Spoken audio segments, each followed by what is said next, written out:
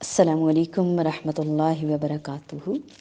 رب اشرح لی صدری ویسر لی امری واحلل عقدۃ من لسانی یفقہوا قولی. قاعدے کی پہلی تختی کو ہم پڑھ رہے تھے. الف، با، تا، ثا، جیم، حا، خا، دال، ذال، را. یہاں تک ہم پڑھ چکے تھے. آج ہم انشاءاللہ زا، سین، شین اور صاد، یہاں تک ہم انشاءاللہ آج پڑھیں گے. الف منہ کے خالی حصے سے، با دونوں ہونٹوں کے گیلے حصے کے ملنے سے، تا زبان کی نوک اور ثنایا علیہ کی جڑ یا مسوڑے، تا اور دال دونوں یہیں سے ادا ہوں گے.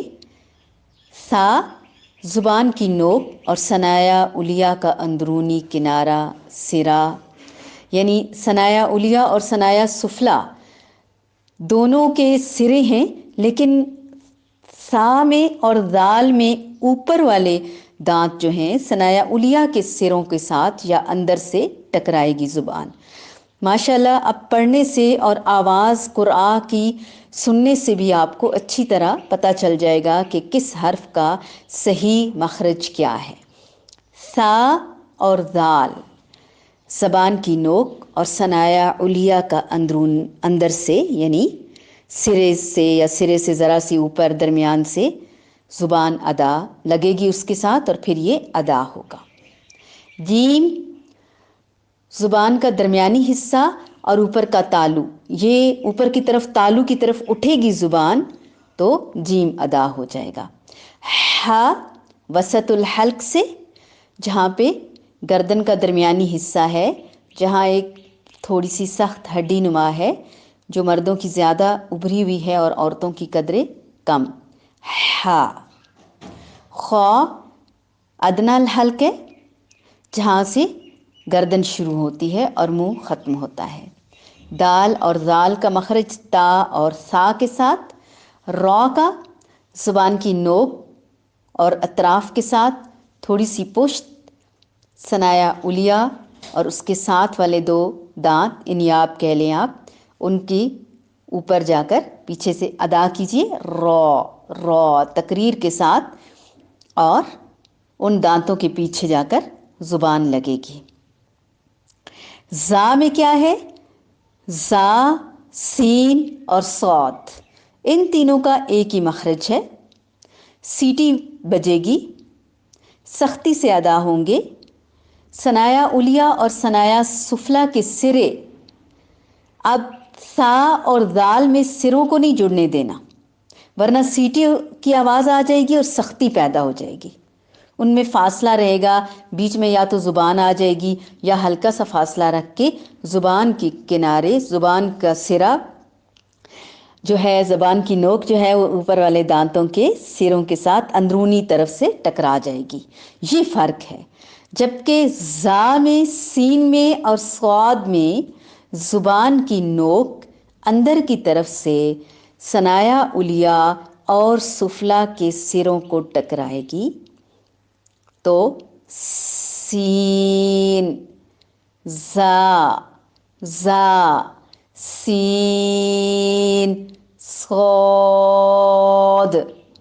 اب ان تینوں کی ادائیگی میں مخرج تو ایک ہے، صفات فرق ہیں، کیفیت فرق ہے.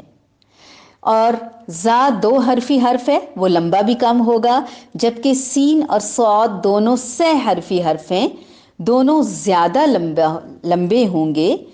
اور دونوں میں پھر مزید فرق ہے کہ زا اور سین جو ہے یہ باریک حروف میں سے ہے، صاد جو ہے یہ موٹے حرف میں سے ہے، حروف مستعلیہ میں سے ہے.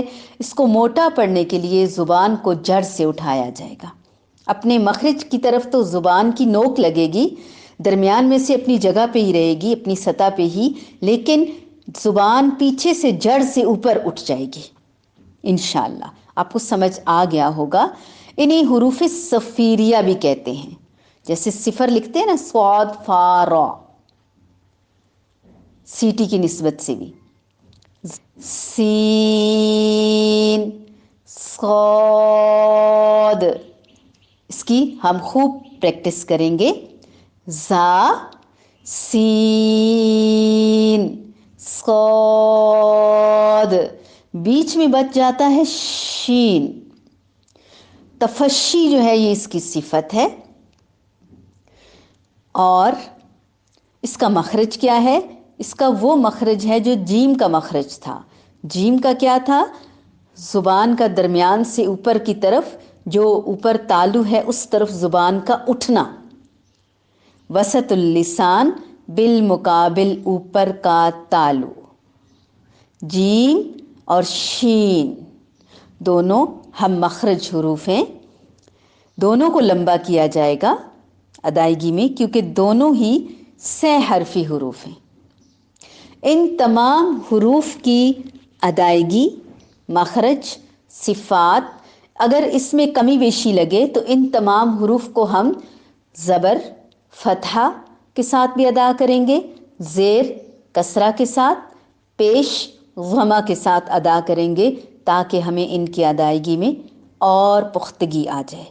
پھر ان کی ادائیگی کے لیے، اس میں بہتری لانے کے لیے پریکٹس کرتے ہوئے اس سے پہلے حمزہ زبر لگائیں گے.